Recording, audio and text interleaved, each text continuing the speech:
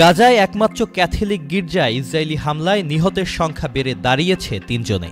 কাতার ভিত্তিক সংবাদ মাধ্যম আল জাজিরা জানায়, গত ১৭ জুলাই বৃহস্পতিবার ভোর থেকে ফিলিস্তিনি ছিটমহলে ইসরায়েলি হামলায় অন্তত ৫৬ জন নিহত হয়েছে।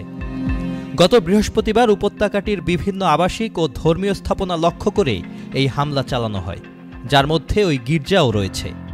হলি ফ্যামিলি চার্চ নামে ওই গির্জাটির সাথে প্রয়াত পোপ ফ্রান্সিস নিয়মিত যোগাযোগ রাখতেন। আন্তর্জাতিক বিভিন্ন গণমাধ্যম জানায়, ইসরায়েলি ট্যাঙ্ক থেকে ছোড়া হয় গোলা, যার আঘাতে ধ্বংস হয় চার্চটি। এতে ওই হতাহতের ঘটনা ঘটে। আহতদের মধ্যে একজন প্যারিশ পুরোহিতও রয়েছেন।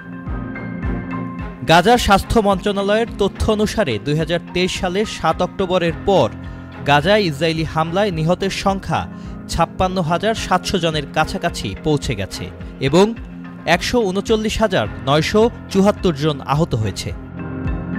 এদিকে চার্চে হামলার ঘটনায় তীব্র নিন্দা জানিয়েছে পশ্চিমা দেশগুলো।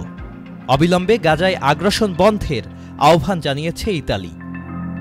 ইসরায়েলি হামলার কঠোর সমালোচনা করেছে যুক্তরাষ্ট্র। Sajid Abdullah, channel I.